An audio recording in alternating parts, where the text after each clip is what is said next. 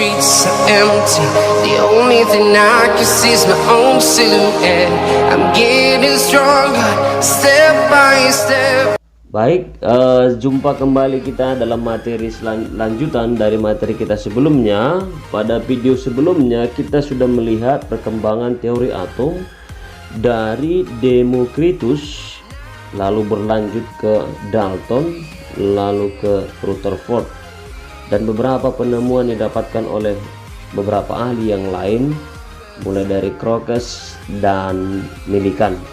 Pada video kali ini kita akan lanjutkan materi kita, yakni model atom yang berikut. Setelah tumbangnya teori atom Rutherford, maka lahirlah model atom yang berikutnya yang dikenal dengan nama model atom Bohr.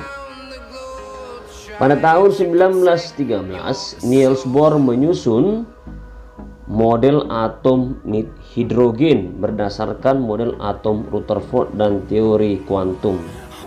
Hal-hal apa saja yang bisa dilihat nanti dengan metode atau model atom Bohr ini? Yang pertama, bahwa model atom Bohr berdasarkan pada dua postulat. Ada dua postulat yang mendukung nanti didapatkannya model atom yang kedua ini. Yang pertama, katanya bahwa elektron mengelilingi inti mempunyai lintasan tertentu yang disebut dengan stasioner dan tidak memancarkan atau menyerap energi, di mana besar lintasan ini didapat dari persamaan momentum sudut atau momentum angular. Waktu kita belajar untuk momentum sudut itu dikenal dengan nama L, ya, MRV, di mana momentum sudut atau momentum angular ini sama dengan MRP sama dengan N kecil. Oke, lalu ada di sana H dan per 2pi. H itu adalah tetapan Planck atau konstanta Planck yang nilainya adalah 6,62 kali 10 pangkat minus 34. Dan R sendiri adalah jari-jari lintasan elektron, dan V cepat gerak elektron, dan M itu adalah massa elektron sendiri. Yang berikut, yang kedua, postulat yang kedua, dalam lintasan elektron mempunyai tingkat energi tertentu. Jadi ketika dia mengorbit, elektron tadi mengorbit yang namanya pusat, kan di tengah-tengah itu intinya adalah muatan positif. Setiap lintasan ini dikenal dengan nama, nanti ada N1 untuk bagian dalam, semakin keluar N2 dan N3.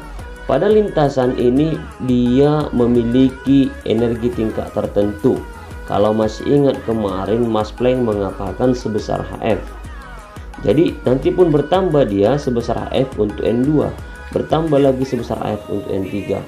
Jadi kalau untuk N1 sama dengan Hf energinya, maka N sama dengan N2 sama dengan 2Hf, dan yang ketiga nanti dikenal dengan nama 3Hf. Dengan modal itu dikenalnya nanti bahwa besar energi transisi yang berdekatan, berarti jarak energi 2 ke 1 itu sebesar Hf, atau 3 ke 2 itu sama dengan Ahf. Artinya tadi kalau saya katakan E3 nya sama dengan 3Hf, berarti E2 nya sama dengan 2Hf, bahwa delta E nya itu sama dengan Hf. Dari mana? 3Hf dikurangi dengan 2Hf sebesar Hf. Next, kita lanjut. Di mana besar energi itu, energi untuk N atau 1, urutan pun boleh kita pakai secara umum aja urutan atau En, ya. Di mana besar En itu sebesar minus 13,6 elektron volt per N kuadrat. Jadi kalau N nya sama dengan 1, berarti E1 sama dengan min 13,6 elektron volt per 1 kuadrat. Berarti E1 itu menjadi minus 13,6 elektron volt. Inilah besar E1. Jadi E2 nanti caranya sama, di mana min 13,6 elektron volt per 2 kuadrat, berarti min 13,6 elektron volt per 4 dibagikan lagi 13,6 dibagi 4 itulah nilai E2. E3 begitulah proses selanjutnya. Oleh karena nanti dia akan ada, mungkin dia akan berpindah dari kulit dalam keluar,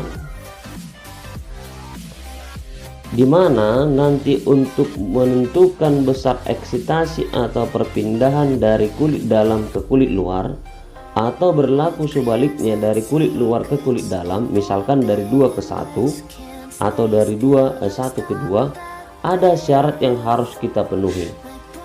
Kalau nanti elektron itu nanti berpindah dari dalam keluar, dari 1 ke 2, 2 ke 3, maka pada proses itu elektron akan menyerap energi. Sebaliknya ketika nanti berangkat dari 3 ke 2 atau 2 ke 1, berarti dari luar ke dalam. Dari luar ke dalam ya, dari luar ke dalam, maka pada saat itu dia akan melepas atau memancarkan energi.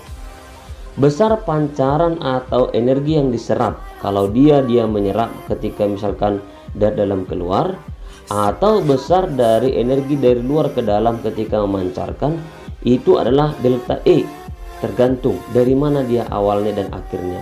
Maka delta E sama dengan E akhir dikurangi E awal. Contoh kasus misalkan nanti kita diajak untuk melihat contoh yang ini untuk besar energi satu lintasan saja ya. Bila elektron berada pada lintasan ketiga, maka energinya adalah jika diketahui N-nya sama dengan 3, lintasan ketiga, maka E3 sama dengan min 13,6 per N kuadrat, N-nya sama dengan 3, berarti 13,6 elektron volt per 3 kuadrat 9. 13,6 per 9 sama dengan minus 1,51 elektron volt. Baik, sebuah elektron untuk kasus yang kedua ya, ini ketika dia berpindah, bertransisi dari kulit 4 ke kulit 2. Tentukan energinya. Tadi kita sudah sepakati bahwa ketika dia berpindah dari 4 ke 2 berarti dari luar ke dalam. Jadi ketika dia berpindah dari luar ke dalam, maka energi yang kita katakan di sanalah memancarkan. Memancarkan berarti melepas. Berapa besar energi yang dia lepas? Jika E awalnya posisi 4-nya adalah posisi E4 dan E akhirnya adalah 2, jadi dari 4 ke 2, maka delta E akhir dikurang E awal berarti akhirnya adalah 2. E2 dikurangi E4, maka min 13,6 elektron volt per nilai daripada N2 dikuadratkan, 2 kuadrat dikurang minus 13,6 elektron volt per 4 kuadrat, karena tadi posisi akhirnya adalah 4 ya, karena N nya sama dengan 4. Diperoleh nanti hasilnya ini sama dengan min 3,4 elektron volt, dan hasilnya ini menjadi tambah ya, kurang-kurangkan jadi tambah 0,85 elektron volt. Diselesaikan hasilnya sama dengan minus 2,55 elektron volt. Ini masih dalam satuan elektron volt. Kalau kita konversi ke dalam joule, cukup kita mengganti besar E itu kan 1,6 kali 10 pangkat min 19 coulomb, satu muatan ya. Kalikanlah 2,55 negatif kali 1,6 kali 10 pangkat min 19 minus 4,08 kali 10 pangkat min 19 joule. Lalu yang berikut, selain daripada menentukan besar energi lalu transisi energi dari dalam atau dari luar ke dalam, kita juga Bohr juga mendapatkan jari-jari lintasannya dikenal dengan nama R ya, dimana besar Rn itu sama dengan N kuadrat dikalikan dengan 0,528 Armstrong. 1 Armstrong itu setara dengan 10 pangkat min 10 meter. 0,528 ini itu adalah R1, jadi jari-jari pada lintasan orbit pertama. Jadi sebenarnya rumus ini bisa dituliskan dalam bentuk lain, Rn sama dengan N kuadrat dikali R1. Catatannya R1 itu sama dengan 0,528 Armstrong.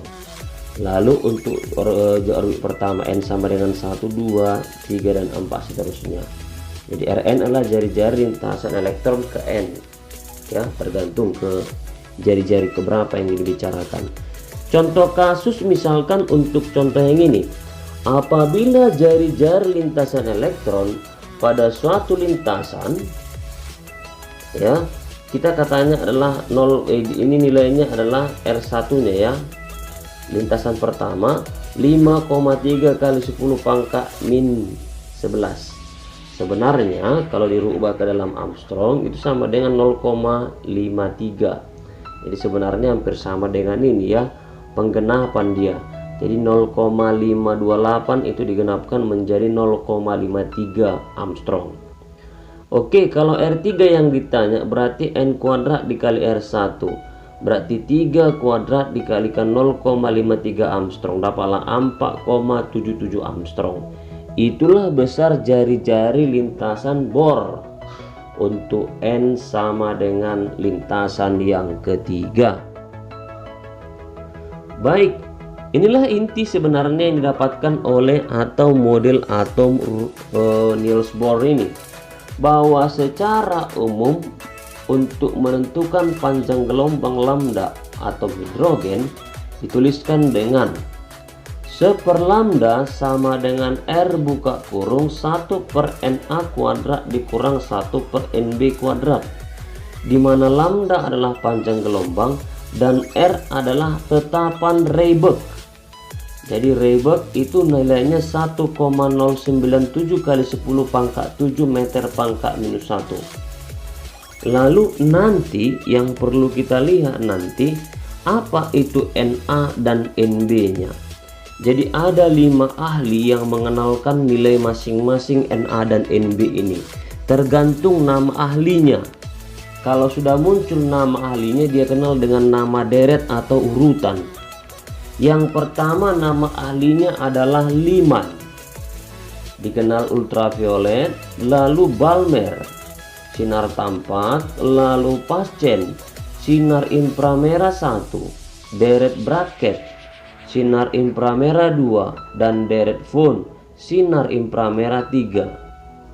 Di mana nilai Na itu sama dengan 1 kalau Lyman. Jadi kalau katanya deret Lyman berarti Na nya 1.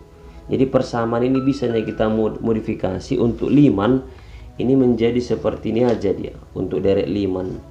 Berarti 1 per lambda sama dengan R buka kurung 1, karena 1 kuadrat kan 1 dikurang 1 per Nb kuadrat. Nb nya bervariasi, dimulai dari 1 ditambah Na nya. Jadi kalau Na nya sama dengan 1 maka Nb nya dimulai 2, 3, 4, 5 dan seterusnya sampai tak terhingga. Itu kalau Lyman.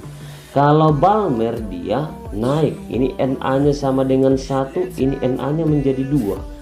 Berarti kalau kita buat rumus untuk Lyman untuk Balmer ini menjadi, kita buat nanti untuk deret Balmer 1 per lambda sama dengan R buka kurung, kan Na nya 2. Kalau 2 dikuadratkan kan 4 dikurang 1 per Nb kuadrat. Oke, begitulah langkah seterusnya. Nanti untuk Nb nya dimulai dari Na nya tambah 1. Jadi dimulai 3, 4, 5 dan seterusnya. Deret Paschen itu Na nya 3, Nb nya 4, 5, 6 sampai tak terhingga. Deret Brackett Na nya 4 dimulai 4, lalu Von dimulai 5. Lihatlah Nb nya tambah ada 1 lah untuk yang pertama. Jadi kalau dibilang berapakah panjang gelombang deret Brackett, berarti untuk urutan kedua panjang gelombang kedua, berarti kalau gelombang kedua Nb nya 6. Berapakah panjang gelombang deret Von? Kalaulah dikatakan Von, nanti rumusnya untuk urutan ketiga katanya.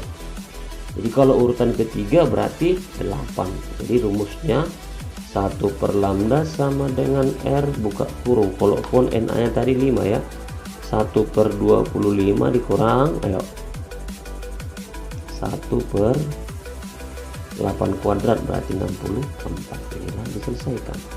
Begitulah maksudnya. Sebagai contoh untuk kita pahami, di sini ada satu gelombang. Ditanyakan sama kita berapakah panjang gelombang deret pascen tingkat kedua.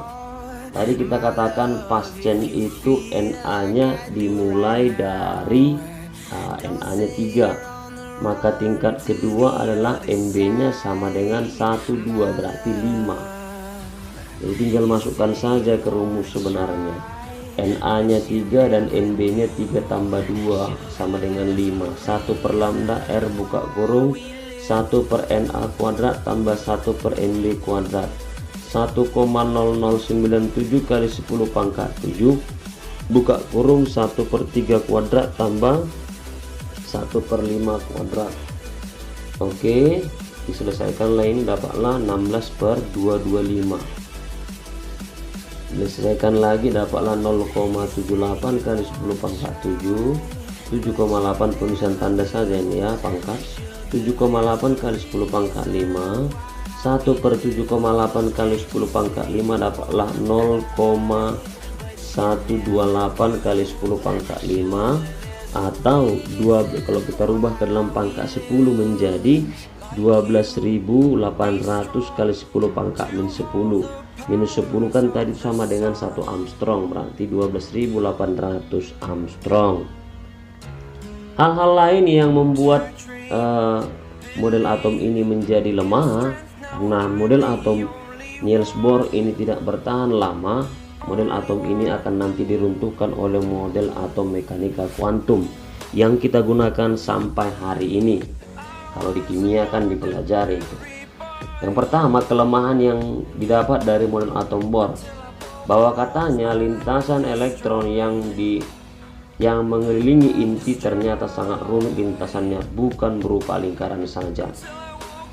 Itulah kelemahan yang pertama. Yang kedua, model atom Bohr hanya dapat menerangkan model atom hidrogen, sedangkan untuk model atom berelektron banyak yang mempunyai perhitungan sangat sukar untuk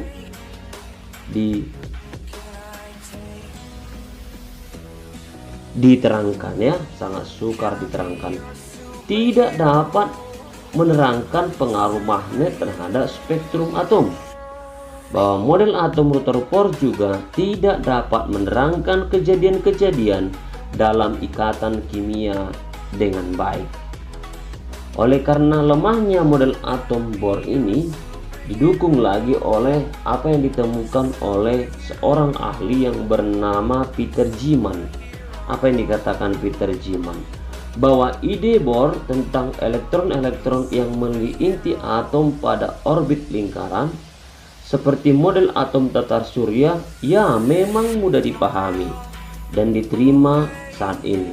Tetapi kemudian diketahui bahwa ide Bohr ini tidak dapat menjelaskan efek Zeeman. Apa itu?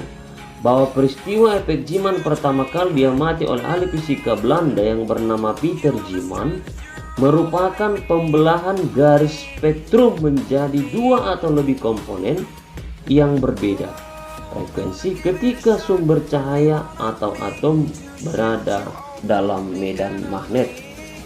Itulah yang tidak dapat dijelaskan oleh model Bohr. Lalu yang berikut, ketika ilmu itu berkembang, model atom itu kembali berkembang, maka lahirlah model atom mekanika kuantum. Secara singkat akan saya jelaskan, di mana sistem konfigurasi elektronlah yang berlaku, bahwa atom-atom lain memiliki elektron lebih dari satu. Susunan elektronnya mempunyai aturan-aturan tertentu, tidak sama yang diungkapkan dengan model atom Bohr. Elektron-elektron bergerak mengelilingi inti, dikelompokkan ke dalam kulit-kulit masing-masing. Kulit terbagi atas sebagai berikut, bahwa akan ada nomor kulit atau nama kulit K. Subkulitnya adalah 1s maksimal, terdiri diisi oleh 2 elektron. Lalu nomor atau nama kulit L. Subkulit adalah 2s tambah 2p. Sistem konfigurasi maksimal terdiri 8 elektron. Lalu nama kulit M. subkulitnya adalah 3s, 3p, 3d, maksimal 18. Nomor kulit N, subkulitnya adalah 4s, 4p, 4d, 4f, maksimal nanti akan diisi oleh 32 elektron. Yang berikut nomor kulit atau nama kulit O, subkulitnya adalah 5s, 5p, 5d, dan 5f. Di sini nanti akan diisi maksimal 32 elektron. Lalu nomor kulit P, subkulit 6s, 6p, dan 6d hanya diisi nanti 18 elektron maksimal. Lalu nomor kulit Q atau nama kulit Q, subkulitnya 7s, maksimal 2 elektron. Dalam teori kuantum, keadaan stasioner dinyatakan dengan 4 bilangan kuantum N, L, Ms.